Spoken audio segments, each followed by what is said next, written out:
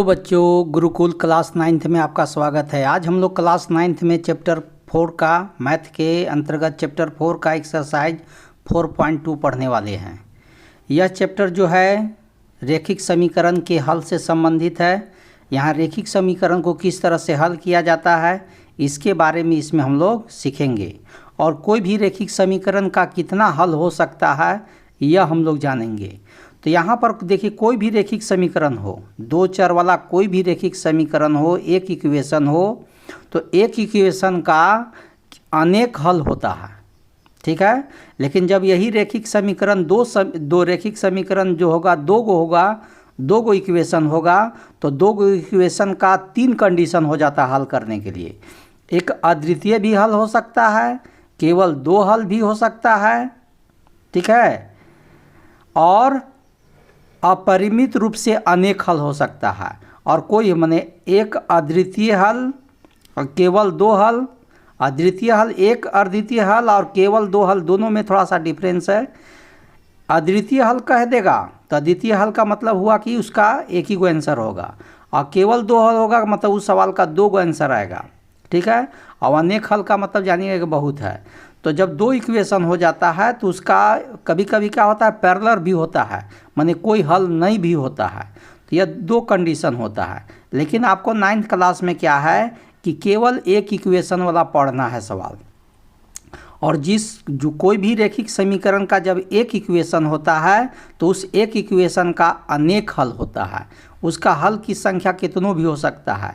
तो इस चैप्टर में आपको देख लीजिए, दूसरा क्वेश्चन, इसमें 4 हल लिखिए, मतलब इसमें से 4 को बनाना है हल। ऐसे हो सकता है अनेक हल, लेकिन आपको कह रहा है कि 4 को हल बनाइए। तो आइए इस चैप्टर के अंतर्गत हम लोग यही पढ़ने वाले हैं, रैखिक समीकरण का हल कैसे किया जाता है। आइए फर्स्ट क्वेश्चन देखते हैं, क्या कहता है, निम्नलिखित विकल्पों में से कौन सा विकल्प सत्य है और क्यों। तभी तुरंत समझाया। देखिए, एक इक्वेशन है और एक इक्वेशन, कोई भी जब रैखिक समीकरण में एक ही को इक्वेशन रहता है तो अनेक हल होता है, ठीक है। तो इससे पहला सवाल का आंसर जो है यह 3rd होगा, ठीक है। अब आइए दूसरा क्वेश्चन, निम्नलिखित समीकरणों में से प्रत्येक समीकरण के 4 हल लिखिए। तो इसमें 3 क्वेश्चन दिया हुआ है, सभी का 4 एक्स और वाई का वैल्यू 4 को निकालिए। तो चलिए हम लोग दूसरा का फर्स्ट क्वेश्चन बनाते हैं। तो इस सवाल का 4 हल निकालना है और 4 हल निकालने के लिए या तो x = या y = आपको वैल्यू निकाल लेना होगा, ठीक है। x = या y = वैल्यू निकाल लेना होगा। तो यहाँ देखिए y सिंगल में है इसलिए y = कर सकते हैं। आप यहाँ x = भी कर सकते हैं। तो ये 7 हो गया, ये प्लस में 2x है जो इधर जा कर के -2x हो जाएगा। अब इसमें क्या करना है कि 4 को हल निकालना है, और यह चारों हल को इसमें बैठा दीजिए, एगो x के लिए, y के लिए। तो आपको देखिए इसमें x है, ठीक है, ग्राफ पढ़े होंगे, उसी ग्राफ के अनुसार इसको सॉल्व करना है। तो इसमें क्या है, x का वैल्यू हम बैठाते हैं, x का वैल्यू यदि मान के चलिए कि 1 लेते हैं, ठीक है। तो y का वैल्यू क्या निकालेगा, x का वैल्यू आप 1 लेते हैं तो y का वैल्यू क्या होगा, 7 - 2x, इसी पर बनाना है। 7 का 7 हो गया, 2 का 2 हो गया, x का वैल्यू 1 रख दिए हैं। 7 का 7 हो गया, -2 × 2 हो गया, कितना हो गया 5। तो y का वैल्यू 5 निकल गया। फिर उसी तरह से फिर बना दीजिए कि जब y का x का वैल्यू, अब 1 की जगह 2 रख दें, कुछ भी रख सकते हैं, 1 2 3 4 5 कुछ भी, -1 -2 -3 कुछ भी रख सकते हैं। तो हम यहाँ पर 1 रखें, 2 रख दिए, 3 रख दिए, 4 रख दिए, ये लगातार, क्योंकि आंसर इसका अनगिनत है तो हम लोग लगातार पर ले लेते हैं क्या आंसर आता है, ठीक है, जो भी आता है। तो x = 2 रख दिए तो y = क्या होगा, तो यही पर बनेगा 7 - 2x, इसी पर बनाना है। 7 का 7, 2 का 2 और x का वैल्यू 2 हो गया। तो 7 2 2 जा 4 हो गया, 2 2 जा कितना हो जाएगा, 4 हो जाएगा। तो 7 में 4 कर दीजिएगा 3, तो इसमें देखिए 3 भरा गया। अब आइए फिर कि जब x का वैल्यू अब 3 रख लीजिएगा तो y का वैल्यू क्या हो जाएगा, 7 - 2x, 7 - 2 और x का वैल्यू 3, 7 - 3 दूनी के 6 हो जाएगा, ठीक है। तो कितना बचेगा, 1 बचेगा। तो इसमें 3 लेने के बाद 1 आया। अब 4 पर देख लीजिए कि जब x = 4 हो गया तो y बराबर क्या हो जाएगा, ठीक है। तो 7 माइनस 2x इसी इक्वेशन पर बनाना 7 और 2 को अब x का वैल्यू अभी 4 हो गया। 7 4 दूनी के 8 हो जाएगा, घटा देंगे तो -1 आ गया। तो देखिए इसमें -1 भरा गया। तो इस तरह से देखिए 4 को वैल्यू निकल गया। ठीक है, तो इस तरह से आपका जो है इसका 4 हल जो है x और y का जो हल है वह क्या हुआ 1,5 2,3 3,1 और 4,-1 यही चारों आंसर हुआ। तो 1,5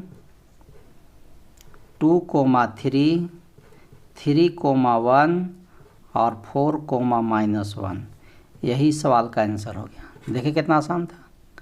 तो इसी तरह से सॉल्व करना था, 4 को सॉल्व कर करके कह रहा कि 4 को आंसर निकालिए। ठीक है, तो इस तरह से 4 को आंसर सॉल्व कर लिए। आइए इसी का तरह से हम लोग सेकेंड क्वेश्चन बनाते हैं। तो यहाँ पर भी दूसरा क्वेश्चन उतार लिए हैं। इसमें भी हम लोग क्या करेंगे, x का भी वैल्यू या y का वैल्यू निकाल लेंगे थे, लेकिन इसमें भी हम y = कर रहे हैं। तो 9 हो गया, ये प्लस है इधर जाएगा तो क्या होगा, इधर आने के बाद माइनस हो जाएगा πx। अब इसका भी 4 को वैल्यू निकालना है। ठीक है, तो 4 को वैल्यू निकाल लेते हैं और देखते हैं क्या होता है से। इसमें x का, इसमें y का, इसमें भी 1 2 3 4 पढ़ा है इसमें, क्योंकि इसका आंसर बहुत हो सकता है, कोई फिक्स नहीं है। और किताब से कोई ज़रूरी नहीं कि आपको आंसर मिल सकता है, क्योंकि आप एग्जाम में बना रहे हैं इसका, क्योंकि इसका आंसर करोड़ों में हो सकता है, लाखों करोड़ों में आंसर इसका है, अनेक आंसर है। इसलिए हम लोग केवल उसमें से 4 को लिख रहे हैं। इसलिए बुक से आपको आंसर मिलेगा इसका श्योर नहीं है। हाँ, यदि उसका वैल्यू 1 रखा होगा x का वैल्यू तो y का वैल्यू मिल जाएगा, 2 रखा होगा तो मिल जाएगा, 3 रखा होगा मिल हो जाएगा, 4 रखा होगा तो मिल जाएगा। तो हम लोग ऐसे कर रहे हैं। तो चलिए हम लोग स्टार्ट करते हैं। x = 1 पर तो y = क्या होगा 9 - πx। 9 का 9 हो गया, पाई के पाई हो गया, अब x का वैल्यू 1 हो गया। इस तरह से 9 - π आया। तो इसका में भरा गया 9 - π y का वैल्यू आया। फिर कर लीजिए कि जब x = का हो जाए 2 हो जाए, 2 लेते हैं, तब y = का होगा, यहीं पर बनेगा 9 - πx। 9 का 9 हो गया, पाई का पाई हो गया, अब x का वैल्यू 2 हो गया। तो इस तरह से 9 - 2π आ गया। ठीक है, तो इसमें 9 - 2π हुआ। उसी तरह से आगे बढ़ जाइए कि जब x का वैल्यू यदि 2 की जगह 3 रख दिए तो y का वैल्यू क्या होगा 9 - πx। 9 का 9, पाई का पाई, अब x का वैल्यू 3, तो 9 - 3π। तो 9 - 3π हो गया। जब x का वैल्यू यदि आप 4 ले लेते हैं तब y का वैल्यू क्या होगा 9 - πx है, इसी पर बनाना है। 9 का 9 हो गया, पाई का पाई हो गया, अब x की जगह 4 आ गया, तो 9 - 4π आ गया। तो इस तरह से 9 - 4π ये आपका अगला वैल्यू आ गया। तो इस तरह से देखते हैं कि इस जो सवाल है, इस सवाल का 4 को जो वैल्यू x और y का आया, पहले x का वैल्यू, तो x का वैल्यू देख लीजिए यहाँ 1 9 - π, 2 9 - 2π, 3 तो 9 - 3π, 4 तो 9 - 4π। तो इस तरह से वैल्यू आ गया 1 तो 9 - π आया। जब 2 रखे तो 9 - 2π आया, और जब x का वैल्यू 3 रखे थे तो 9 - 3π आया था, और जब 4 रखे थे तो 9 - 4π आया था। यही सवाल का आंसर है। ठीक है, अब आइए इसी का दूसरा का थर्ड क्वेश्चन। तो यहाँ पर भी देखिए क्वेश्चन में दिया हुआ दूसरा का थर्ड में x = 4y, इसमें x = निकला हुआ, सॉल्व किया हुआ है x = तो इधर में वैल्यू क्या है y है, तो y का ही वैल्यू 1 2 3 4 बैठा देंगे। जो इधर रहता है उसी का वैल्यू इधर लिया जाता है पहले। तो इधर y है, इसलिए y का वैल्यू 1 से 4 हो गया। तो देख लीजिए जब y का वैल्यू आप 1 रखते हैं तो x का वैल्यू 4y के अनुसार क्या होगा, 4 के तो 4 हो गया, y का वैल्यू 1, 4 1 जा 4। ठीक है, तो यहाँ x का वैल्यू 4 आ गया। जब y का वैल्यू 2 रखते हैं तो x का वैल्यू क्या होगा 4y, 4 और y का वैल्यू 2, 4 2 जा 8, तो यहाँ 8 हो जाएगा। y का वैल्यू जब 3 रखते हैं तो x का वैल्यू क्या होगा 4y, 4 और y का वैल्यू 3, 4 3 जा 12 हो जाएगा। ठीक है, तो यहाँ 12 आ गया। उसी तरह से यदि y का वैल्यू आप रखते हैं कितना, y का वैल्यू 4 रखते हैं तो x का वैल्यू क्या होगा 4y के अनुसार 4 × 4 16 हो जाएगा। यहाँ 16 भरा गया। तो इस तरह से 4,1, 8,2, 12,3, 16,4 यही इस सवाल का आंसर आ गया। तो इस तरह से जो इस सवाल का आंसर आया है एक्स वाई का जो हल निकला वह 4,1, 8,2 यहाँ पर लिखा हुआ है, 12,3 और 16,4 यही सवाल का आंसर हो गया। देखिए कितना आसान था। तो यह आपका दूसरा क्वेश्चन में 3 गो जो सवाल था वह तीनों सवाल सॉल्व हो गया। अब थर्ड क्वेश्चन देखते हैं। बताइए कि निम्नलिखित हलों में कौन कौन समीकरण x - 2y = 4 के हल है और कौन कौन हल नहीं है। ठीक है, कौन कौन समीकरण जो x - 2y = 4 के हल है और कौन कौन हल नहीं है, यह आपको बताना है। तो यहाँ पर देख लीजिए। तो हम लोग जानते हैं कि एक इक्वेशन, एक रेखिक समीकरण का अनेक हल होता है, लेकिन यहाँ पर आपको 1 2 3 4 5 गो हल दिया हुआ है। अभी हल जो सॉल्व किया गया है यह सही है कि नहीं, यही चेक करने के लिए कह रहा है कि यह जो हम लोग अभी निकाल रहे थे, जैसे इसमें निकाल रहे थे 4 गो आंसर, तो 4 गो ने आंसर निकाल रहा था, उसी तरह से ये 6 गो आंसर, 5 गो आंसर निकाला है। लेकिन इसमें से कह रहा है कि कोई सही भी है कुछ गलत भी है, ये आपको चेक कर लीजिए। तो चेक करना होगा तो क्या होगा, तो x का वैल्यू जैसे इसमें 0 है और y का वैल्यू 2 है, तो देखिए कि सही है कि नहीं। इसमें x का वैल्यू 2 है तो y का वैल्यू 0 है, तो ये सही निकला है कि नहीं। तो यह इक्वेशन में x के जगह पर 0 और y के जगह पर 2 बैठा करके चेक करने के बाद पता चल जाएगा। तो चलिए देखते हैं हम लोग। तो x के जगह पर 0 बैठाना है, तो यहाँ x है तो 0 बैठा दीजिए, -2 है तो 2 लिख दिए, और y के जगह पर 2 लिखना है 2 लिख दिए। अब = का होना चाहिए 4 आना चाहिए। तो 0 - 2 2 जा का होगा 4, = इन्हें का लिखा हुआ है 4, तो 0 में -4 करेंगे तो -4 = 4। क्या दोनों तरफ बराबर दिखा रहा है, बराबर नहीं दिखा रहा है, इसलिए इस समीकरण का हल नहीं है। यह हो गया आंसर। ठीक है, चेक करके पता चल गया।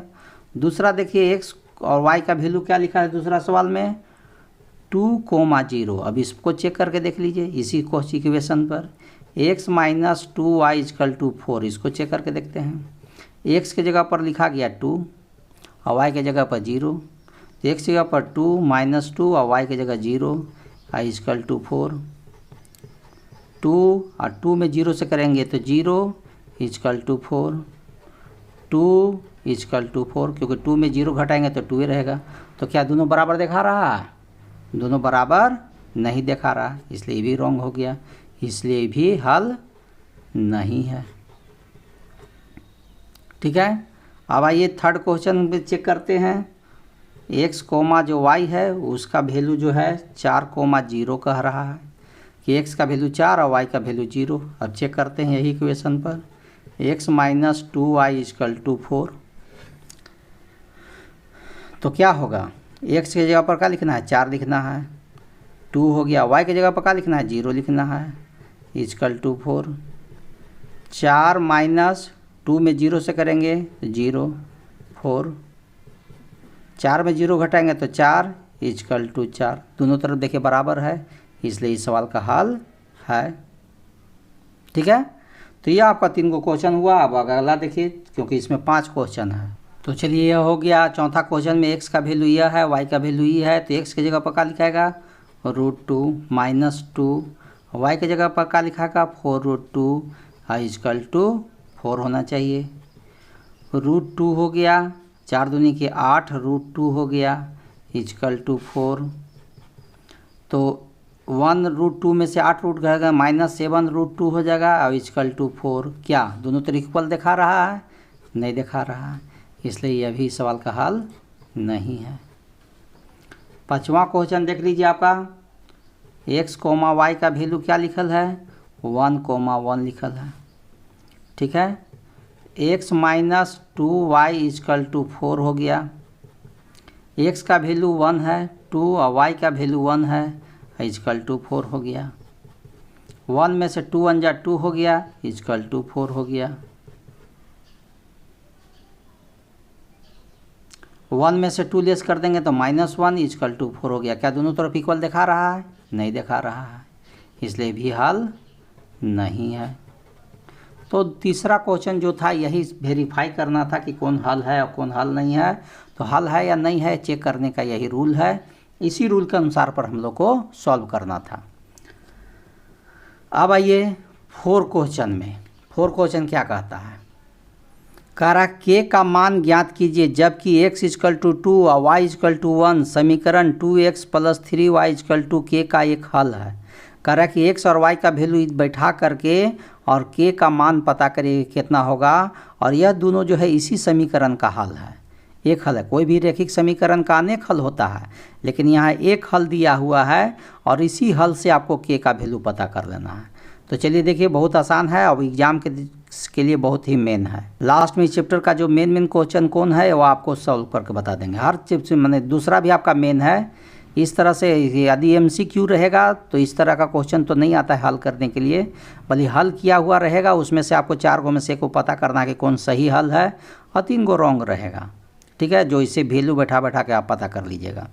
और इस तरह का क्वेश्चन एक एग्जाम में रहता ही है। तो चलिए कैसे सॉल्व करिएगा 4 तरह का क्वेश्चन वो देख लीजिए।